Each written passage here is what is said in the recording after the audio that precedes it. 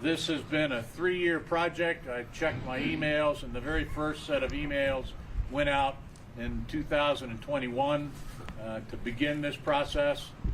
We're well ahead of the feds because their effort to build a national monument on the mall for the Gulf War on Terror, or the Gulf War and the Global War on Terror, started in 2015.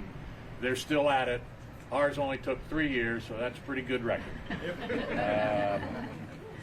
We discussed a lot about the design, and it went through a number of iterations. We made the choice, unfortunately, not to list the names of the fallen from the Lynchburg area, either on the plaque or up on the wall at a later date, because unfortunately, as we all know, the war that's memorialized down at the bottom of the terrace was not the war to end all wars.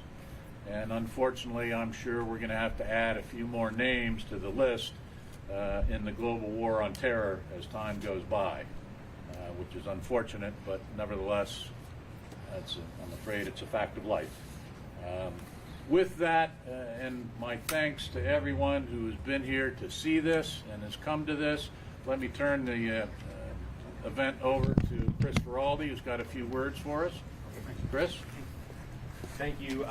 Friends, happy Veterans Day. Thank you. Thank you. This is a somber event, but today is a celebratory day. And so I commend you all for your service. I thank you for your service.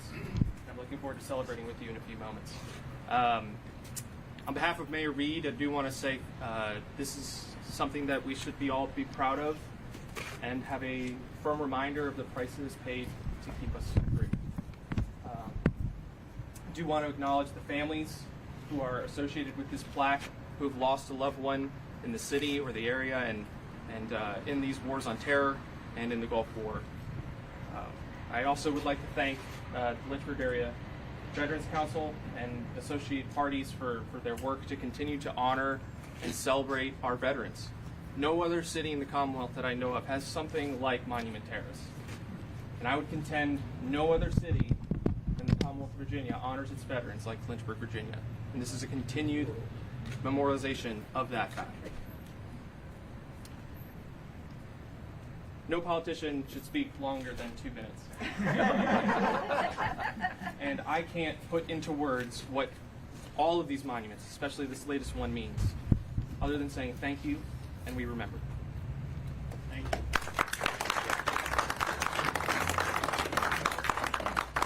Far more eloquent than I am, but that he is a politician. Thank you, Chris. Let me now introduce Ted Delaney, who is the director of the museums in Lynchburg, and he was very instrumental in making this happen. Ted? Thank you, Pierre. So I'm Ted Delaney. I work at the museum right across the street here, and I'm the city's official liaison to the Monument Terrace Advisory Committee. And I want to thank all those who helped make this possible. So I know that Steve Bozeman is a member of our committee. He's here. Michael Bodner, the city's public works liaison, is here.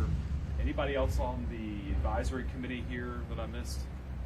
Well, this has definitely been a group effort.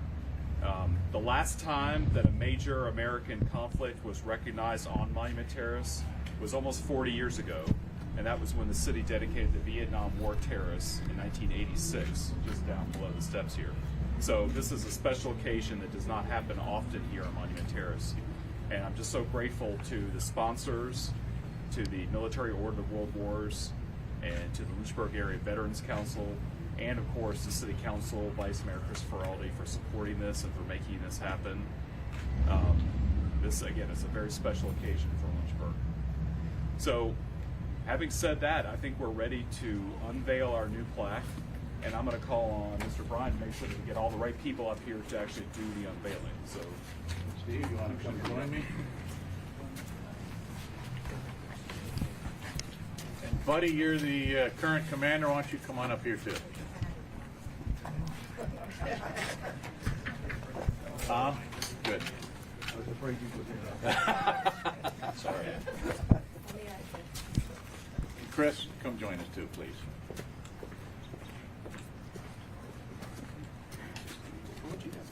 And here we go.